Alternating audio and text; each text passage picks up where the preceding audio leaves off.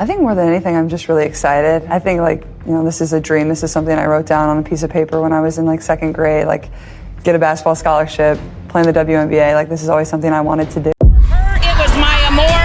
Tonight, it's Caitlin Clark inspiring that next generation.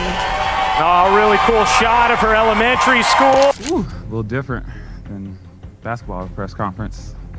A lot of media in here today. I guess I'm gonna start with y'all today, right now.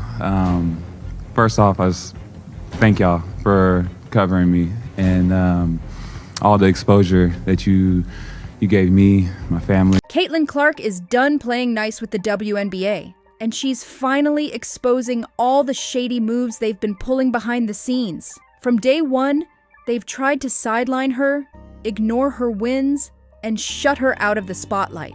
But now, she's clapping back. Since the moment she got drafted, Caitlin's watched Brittney Griner get everything handed to her. The headlines, the promo deals, the red carpet treatment, and through all of it, Caitlin stayed quiet. Even while they turned her into a punching bag on and off the court, she kept her cool. But not anymore, because Caitlin's calling it what it is. In full swing. I heard that season tickets are going like blazes in Indiana. Have you heard that rumor? I have heard that rumor. I don't know the exact numbers, but I think they're selling pretty well. Clark is also part of the reason why a record 18.9 million viewers tuned in to this year's NCAA championship game, making women's basketball must-see TV.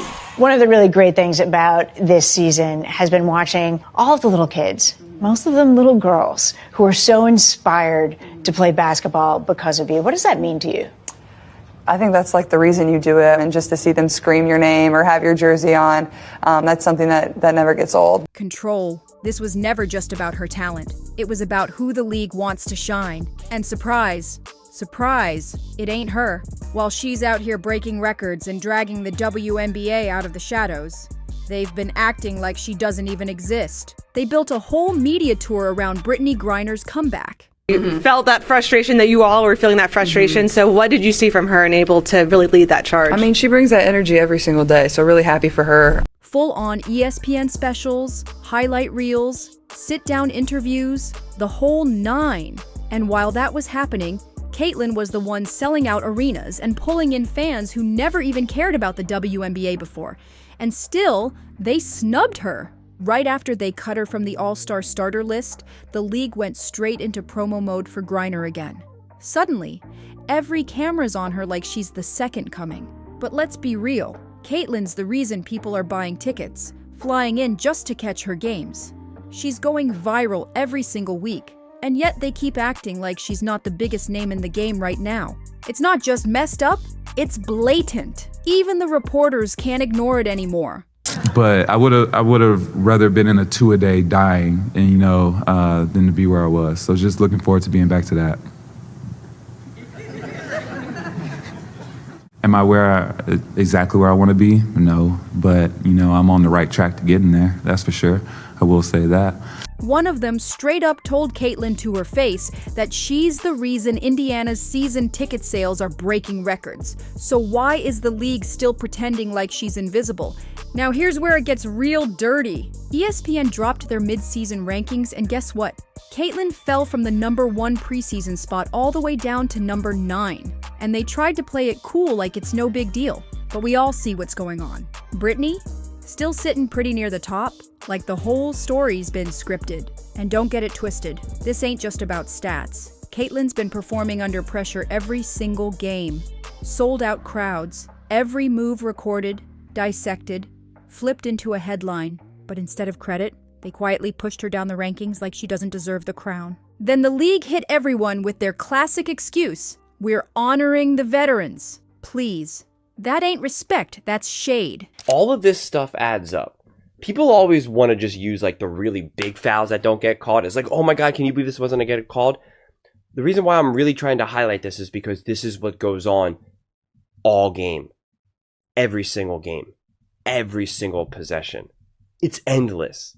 And it will wear you down. Wear you down.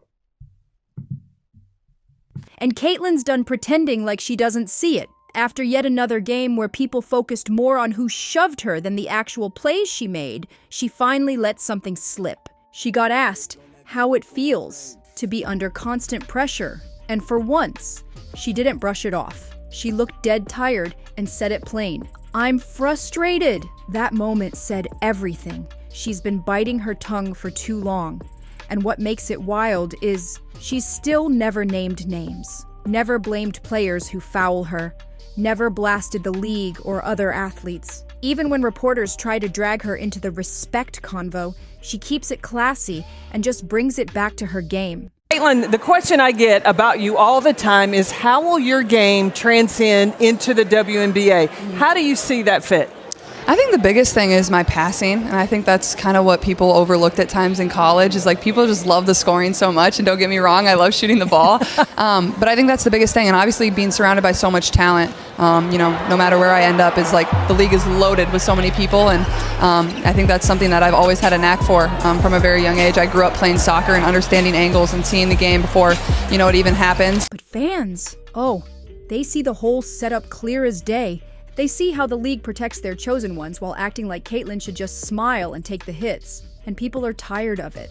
Comments like, "Never watched a game until Caitlin arrived. I bet millions feel the same," are blowing up everywhere. That's not just fan hype, that's facts. She's brought real value to the league and they're acting like she's just some lucky rookie. And you think that's bad? It gets worse. Let's remember why she went to Russia. She went to Russia because they don't make enough money here based on their talents to support themselves. So after a harrowing year, Ms. Griner finally returning to the court, but she's going to take a pay cut to do it after 9 months of wrongful detainment in Russia.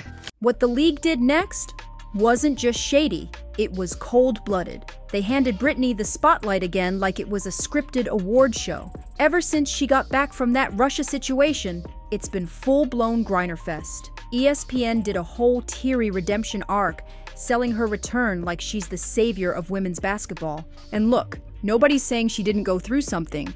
What happened overseas was serious, but the league is clearly pushing her as the face of the WNBA, while the one actually keeping the lights on is getting ignored. For the first time in an extensive interview, former WNBA player Candace Wiggins said the league's culture was full of bullying and jealousy. Wiggins told the San Diego Union Tribune that she was frowned upon as a straight woman, claiming 98% of WNBA players are gay, adding, "People were deliberately trying to hurt me all of the time. I'd never been called the B word so many times in my life than I was in my rookie season.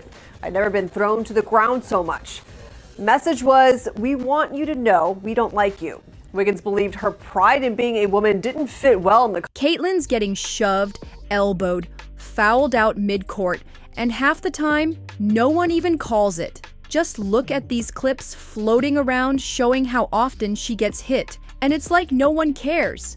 They're treating her like she's disposable, but in silence. No statement, no protection, just letting it happen. There's a viral comment making the rounds right now that says it all. "I thought I was self-destructive until I found out about the WNBA. That's how bad it's gotten." Caitlin boosted her team's value, tripled attendance, boosted TV ratings, helped lock in a better media deal.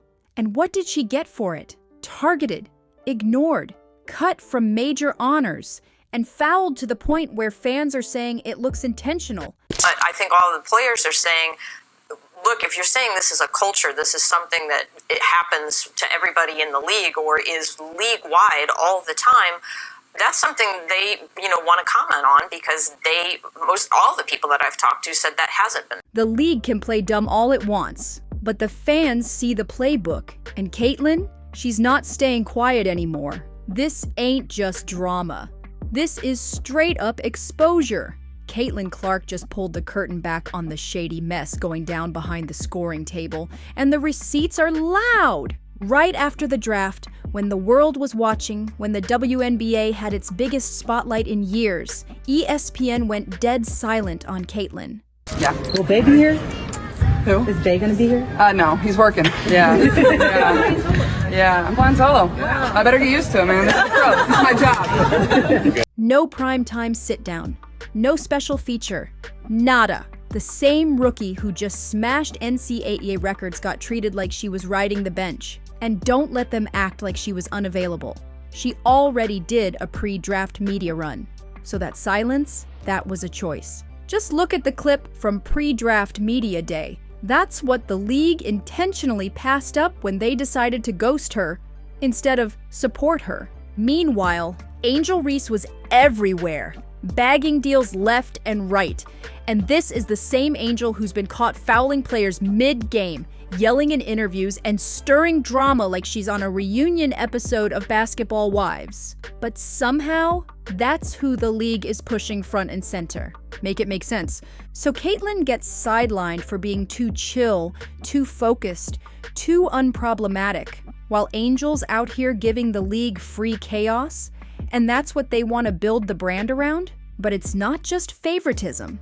Let's talk numbers. Caitlin Clark and Angel Reese, two rookies literally carrying the league right now, are making between $76,000 and $80,000 a year. That's it. Even though they're packing arenas, trending weekly, and turning non-fans into diehards. Meanwhile, Brittney Griner is sitting comfy on a Supermax $215,000 deal, even after taking a 32% pay cut. That's wild. And let's not forget, when Griner flew to Russia just to make more cash, the media dragged the WNBA through the mud for not paying their stars properly. The headlines were ruthless.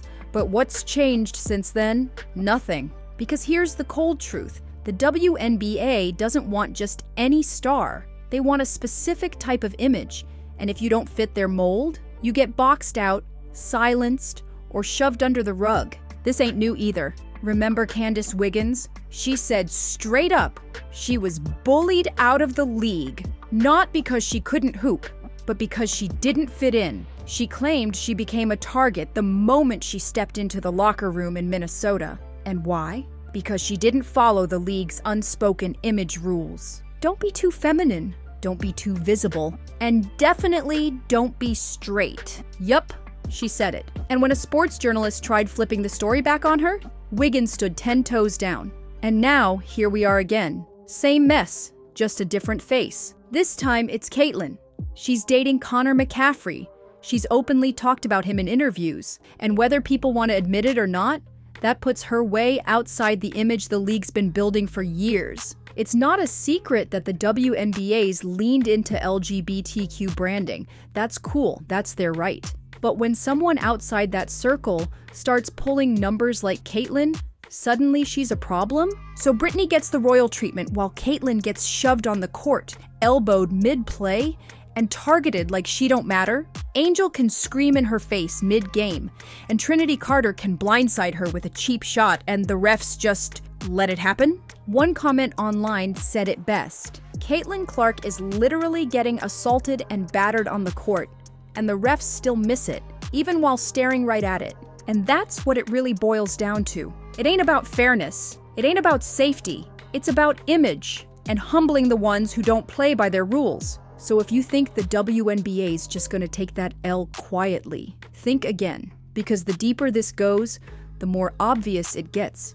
They're ready to protect Brittney at all costs, even if it means dragging Caitlyn down in front of the entire world. And trust me, Caitlyn ain't backing down. Make sure you like, subscribe, and drop a comment if you're seeing the same patterns we are, and we'll catch you on the next one.